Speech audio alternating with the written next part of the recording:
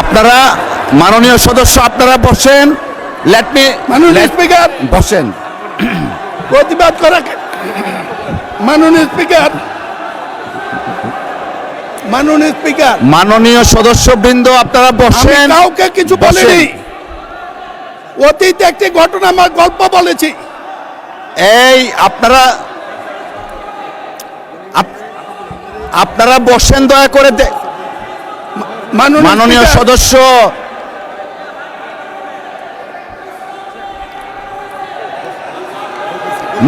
সদস্য আপনি বসেন। মিস্টার মাসুদ আপনি বসেন।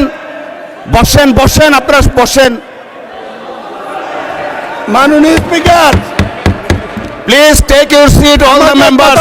মিস্টার নাজিবুর রহমান বসেন। আপনি মিস্টার নাজিবুর রহমান বসেন। যদি ছোট হয়ে থাকেন ক্ষমা চাইছি। আমি কাউকে ছোট মিন করিনি। বসেন না, দেখেন আমি কি বলি। বসেন। ঠিক নয়। নাজিবুর রহমান সাহেব বসেন। মেম্বার অফ পার্লামেন্ট আপনারা বসেন দয়া করে। আহা, সবাইকে তো দেয়া যাবে না। বসেন। ওনাদের বসেন। মাননীয় সদস্য আপনি একটু থামুন দয়া করে। আপনারা বসেন। সম্পর্কে জানতে হলে মিস্টার মাসুদ আপনি বসেন। বলতেছি। মিস্টার মাসুদ আপনাকে বসতে বলতেছি। Please all of the members take your seat. Please take your seat. Comilla 6 আসন থেকে নির্বাচিত মাননীয় সদস্য জনাব মনিরুল হক চৌধুরী, আপনার সময় 10 মিনিট। ধন্যবাদ আপনাকে। মাননীয় স্পিকার আপনাকে ধন্যবাদ। আজ এই মহান সংসদে দাঁড়িয়ে আমি অত্যন্ত আনন্দ ও গর্বের সাথে জানাতে চাই, দীর্ঘ 63 বছর রাজনৈতিক অভিজ্ঞতা দিয়ে গতকাল সারা রাত বাজেট পড়েছি। আমি প্রত্যয়ন করে বলতে চাই, অর্থমন্ত্রীকে উপস্থিত 2026-27 সালের অর্থ বছরের এই ঐতিহাসিক যুগান্তকারী বাজেট সর্বকালে সর্বশ্রেষ্ঠ এবং গণমুখী। মাননীয় প্রধানমন্ত্রী, অর্থমন্ত্রী এবং মন্ত্রিপরিষদকে ধন্যবাদ জানাই। মাননীয় স্পিকার, এই বাজেটের পরে কুমিল্লায় ঈদের আনন্দ শুরু হয়েছে।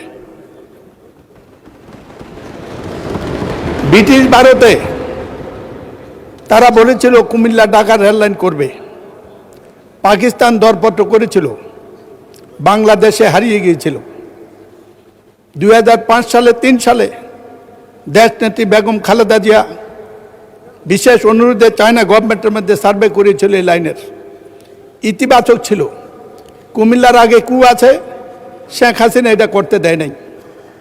আমি তারেক রহমানকে, মন্ত্রিপরিষদকে, সবাইকে ধন্যবাদ জানাই যে আপনারা ঐতিহাসিক একটি সিদ্ধান্ত গ্রহণ করেছেন, যেটা কুমিল্লা, নোয়াখালী, সিলেটের সাথে 2.5 ঘন্টা দূরত্ব সময় কমাবে ট্রেনে যাওয়ার জন্য।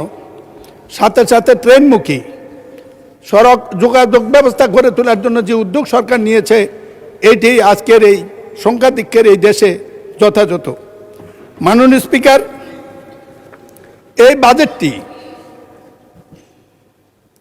মোট আয় 6,55,000 কোটি, মোট ঘাটতি 2,43,000 কোটি। আগামী অর্থ বছরের লক্ষ্য জিডিপি প্রবৃদ্ধি 6.5, মুদ্রাস্ফীতি 9.4 থেকে কমিয়ে 7.5 আনা। মাননীয় স্পিকার, আমরা যখন আন্দোলন করি, তৎকালীন সরকারের সাথে বিক্ষুব্ধ আওয়ামীপন্থী কিছু লোকের সাথে কথা হয়েছিল। একটি প্রশ্নই করেছিল, দেশ যেভাবে চলে গেছে, এই দেশ চালাতে অর্থ পাবে কোথায়? জনাব তারেক রহমানকে আবারও ধন্যবাদ দেই। সাহস আছে।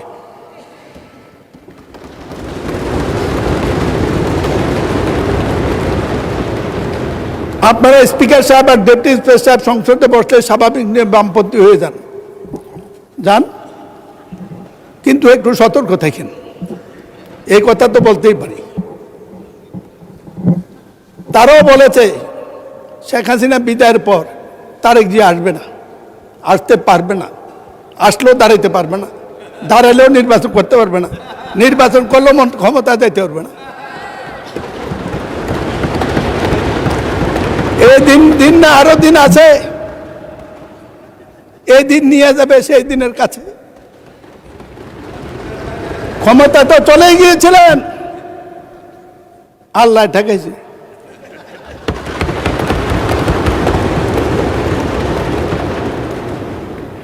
একটি কথা বলতেছে মাননীয় স্পিকার, বাজেট সম্পর্কে 1 ঘন্টা আলোচনা করা যাবে, কিন্তু কিছু কথা ওনাদের সম্পর্কে মালুম হয় যে জাতির সাথে বোধহয় প্রতারণা করবো আমি, এই জন্য কিছু কথা আজকে বলবোই, মাফ করে দেব।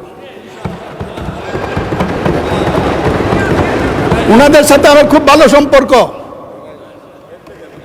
68 সনে গোলাম আজমের নেতৃত্বে ঢাকা আন্দোলন করেছি, ডাকে হরতাল করেছি, আমি হরতালের কমিটির আহ্বায়ক ছিলাম বিশ্ববিদ্যালয় ক্যাম্পাসে।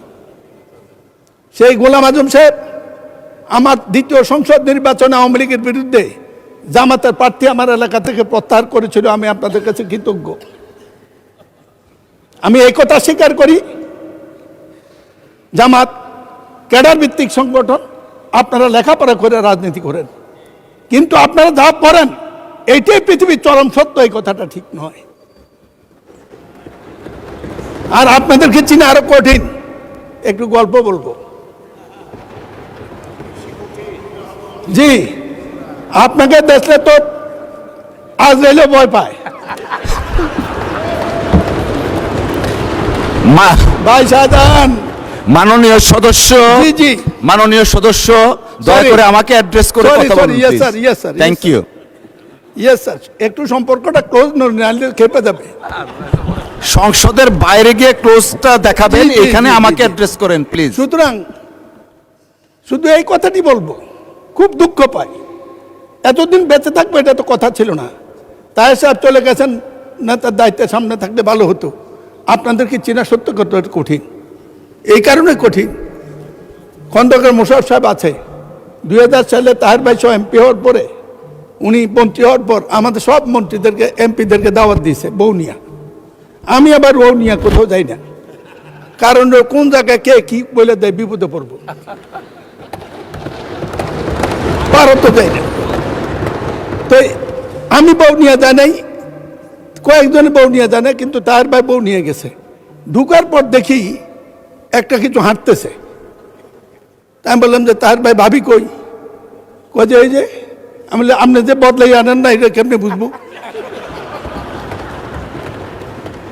মাননীয় স্পিকার, আমাদের হাউসে আমাদের বোনেরা এসছে এমপি হইয়া, আপনি অভিনন্দন জানাচ্ছেন, আমি অভিনন্দন জানাতে চাই। সবাই মেধাবী, 2 জনের বক্তৃতা শুনছি, আগামী দিনে কিছু করতে পারবে, ভবিষ্যৎ আছে, লেখাপড়া জানা। কিন্তু বুঝলাম না তো কারা আপনারা, ভিতরে কে? আপনারা এদিকে দেখতে পারেন, আমরা এদিকে দেখলে কি আছে এটা বুঝবো না, এটা ঠিক না তো। মাননীয় সদস্য প্লিজ, পার্সোনাল ফ্রিডম নিয়ে কথা বলা উচিত না, ঠিক না।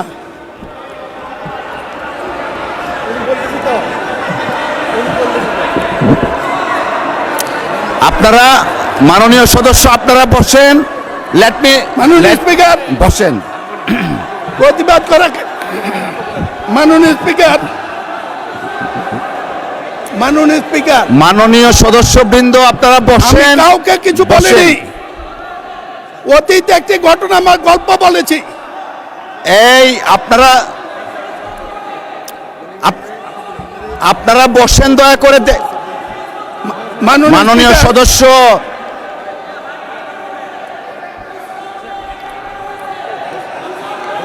মাননীয় সদস্য আপনি বসেন। মিস্টার মাসুদ আপনি বসেন, বসেন বসেন, আপনারা বসেন। মাননীয় speaker, please take your seat all the members. Mister Najibur Rahman বসেন, আপনি মিস্টার নাজিবুর রহমান বসেন। যদি ছোট হয়ে থাকেন ক্ষমা চাইছি, আমি কাউকে ছোট মিন করি না। বসেন, দেখেন আমি কি বলি, বসেন। ঠিক নয়। নাজিবুর রহমান সাহেব বসেন। মেম্বার অফ পার্লামেন্ট আপনারা বসেন দয়া করে। আহা, সবাইকে তো দেয়া যাবে না, বসেন। বসেন। ওনাদের সম্পর্কে মাননীয় জানতে- সদস্য আপনি একটু থামুন দয়া করে। আপনারা ওনাদের বসেন। সম্পর্কে জানতে হলে মিস্টার মাসুদ আপনি বসেন। বসেন বলতেছি। মিস্টার মাসুদ আপনাকে বসতে বলতেছি। Please all of the members take your seat. All of the members please take your seat. বিরোধী দলের চিফ হুইপ আপনি বসেন। বসেন, সকলেই বসেন। মাননীয় স্পিকার, মাননীয় সদস্য আপনি যে বক্তব্য দিয়েছেন পার্সোনাল ফ্রিডম নিয়ে, এই অংশটুকু এক্সপান্স করা হলো। Thank you, thank you. আমি মাননীয় সদস্যবৃন্দ, Thank you. all the honorable members of the parliament, all the honorable members of the parliament, please একটু শুনুন দয়া করে।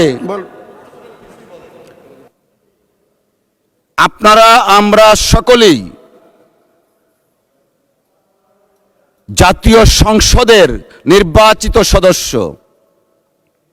আমরা যদি আমাদের ডিসেন্সি আমরা না রাখি, আমাদের ডিগনিটি, আমাদের অনার আমরা না রাখি, জাতির কাছে যারা আমাদেরকে ভোট দিয়ে সংসদে পাঠিয়েছে তাদের কাছে আমরা লজ্জিত হব।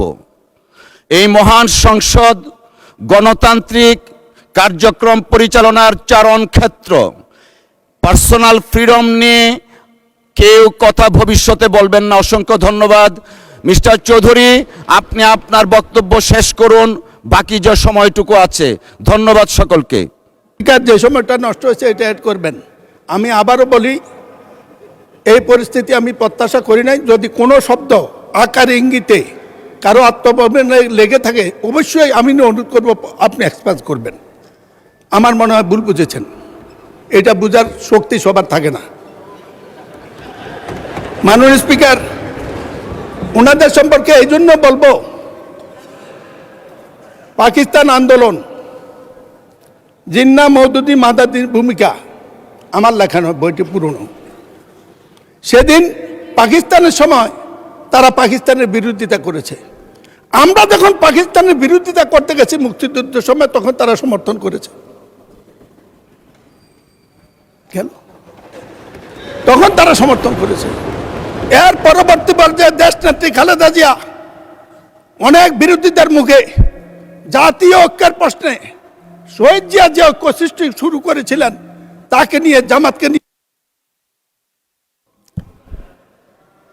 মাননীয় সদস্য,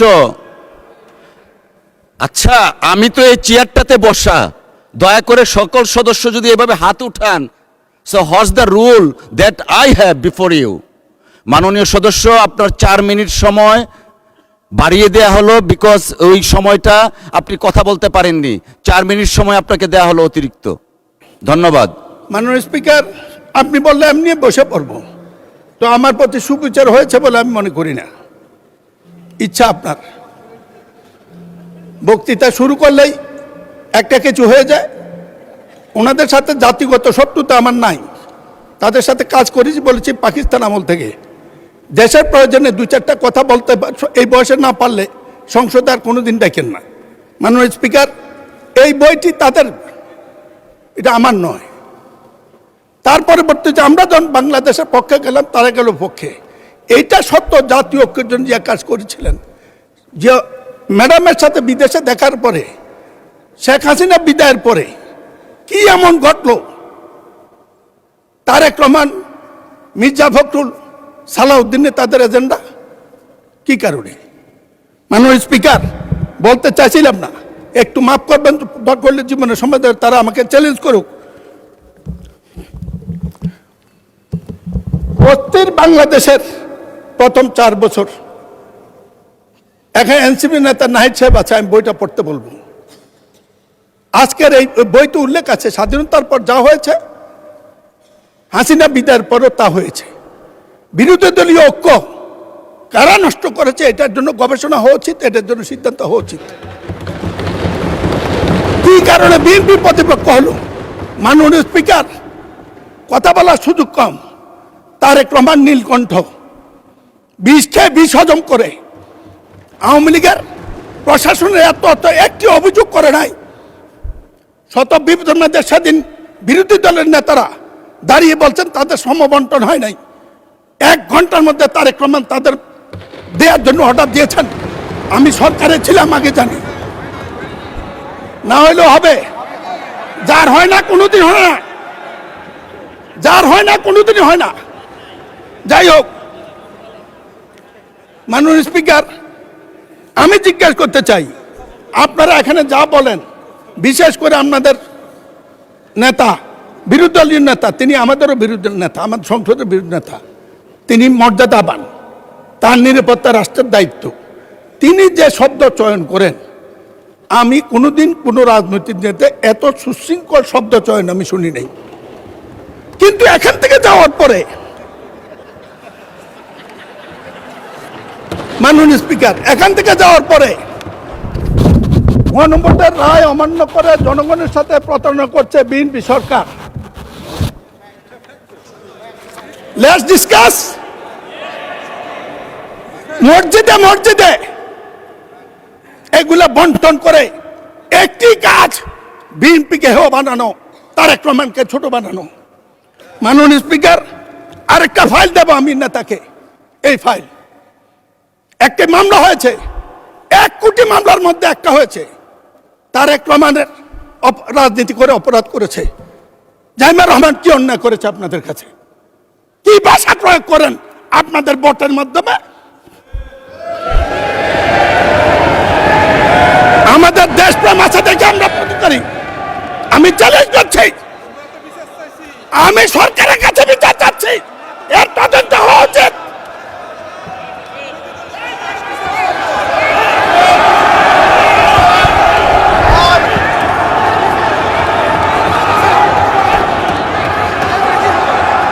এই মামলার কাগজ আমি দেব।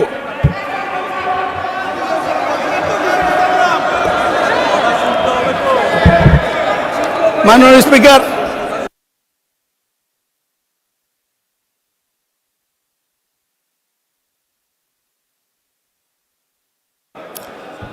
মাননীয় সদস্যবৃন্দ, সংসদের বৈঠক আসরের নামাজের জন্য 30 মিনিট 30 মিনিটস বিরতি দেওয়া হলো। আপনাদের সহযোগিতার জন্য অসংখ্য ধন্যবাদ।